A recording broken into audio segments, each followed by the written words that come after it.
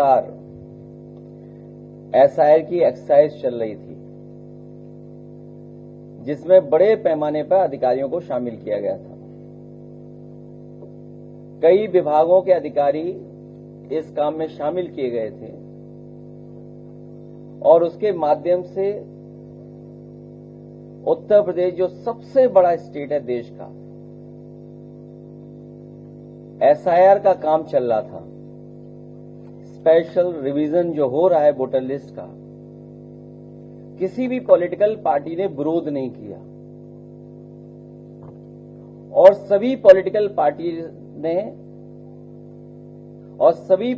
Party के BLA जो जितने जहां बना सकता था उसने बनाया और ये पूरे उत्तर प्रदेश में एक्सरसाइज हुई। अब जब ड्राफ्ट मतदाता सूची आ गई है, तो जैसी आशंका थी कि लगभग 3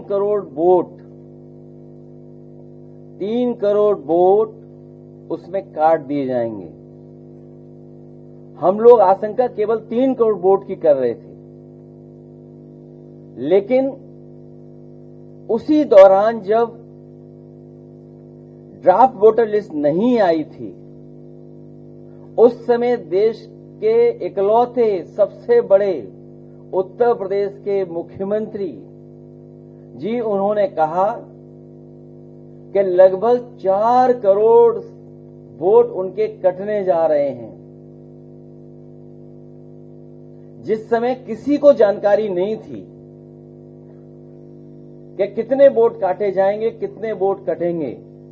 उस समय उत्तर प्रदेश के मुख्यमंत्री जी ने अपने नेताओं के, अपने कार्यकर्ताओं और अधिकारियों के बीच में ये कहा कि 4 करोड़ वोट कटने जा रहे हैं, वो भारतीय जनता पार्टी के हैं।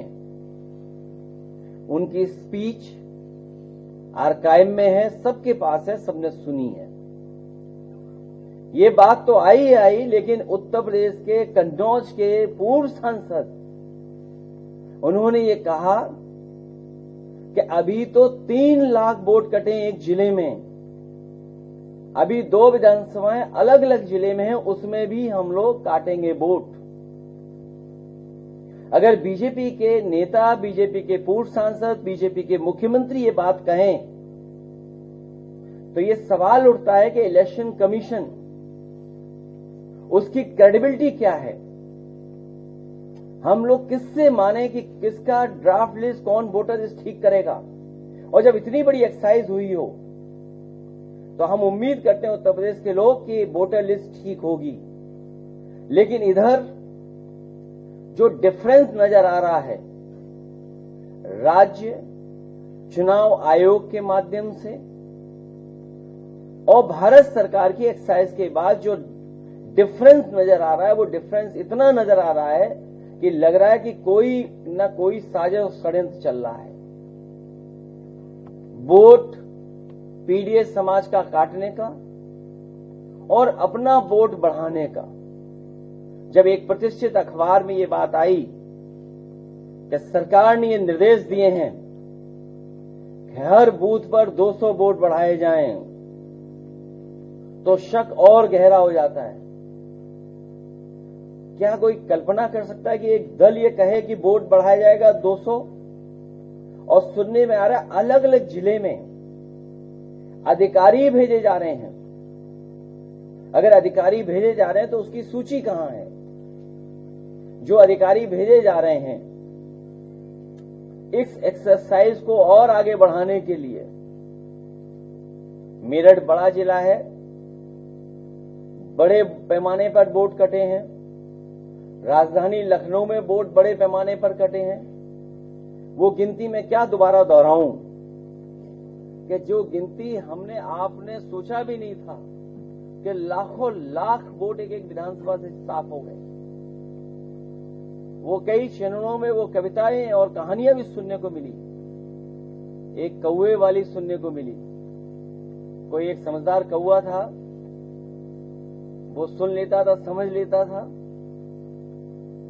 कभी पत्थर से भगाने की बात हुई, लाठी से भगाने की बात हुई, बंदूक से भगाने की बात हुई, वो समझ जाता था, वो पकड़ा नहीं जा रहा था, वो चोट नहीं खा पा रहा था। लेकिन जब उसे बताया गया कि मैं लाठी मांगू और तुम 12 बोर बंदूक ले आना, वो कहानी आपने सबने सुनी है।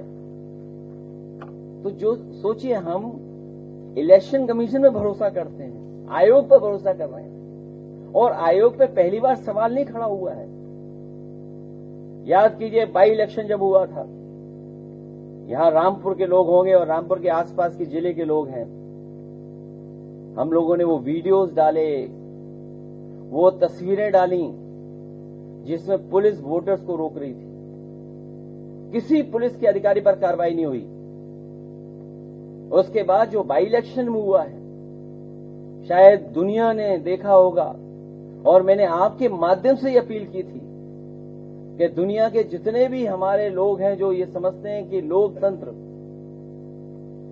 में जो मतदान होता है, जो मतदाता आता है, कितना सुरक्षित है, कितना सुरक्षा के साथ आता है, कि दुनिया देखेगी कैसे वोट पड़ता है यूपी में। उसके लिए आपसे भी अपील की थी और अंतर्राष्ट्रीय प्रेस से भी अपील की थी। बाई इलेक्शन कैसे हुआ था हमने सबने देखा है। कुंदरकी में पूरा प्राइवेट ड्रेस में अधिकारियों ने मिलकर के वोट डाल लिया, मीरापुर में वोट डाल लिया, कटहरी में वोट डाल लिया। अयोध्या क्योंकि हारे थे, इसलिए अपनी हार को छिपाने के लिए हराना था समाजवादी पार्टी को। तो बाई इलेक्शन हम लोगों ने देखा जहां पर कई बार प्रश्न लगे थे चुनाव आयोग पर। इसलिए हमें उम्मीद है इस बार कि जब इतनी बड़ी एक्सरसाइज हो रही है SIR की, तो जो जेन्युइन वोटर है उसका वोट बनना चाहिए। और हमारा तो सुझाव यह है कि कोर्ट में तो चल रहा ही है मामला, लेकिन उत्तर प्रदेश में कम से कम आयोग ये डिफरेंस देखते हुए ये फैसला ले कि आधार से जोड़ दिया जाए वोटर।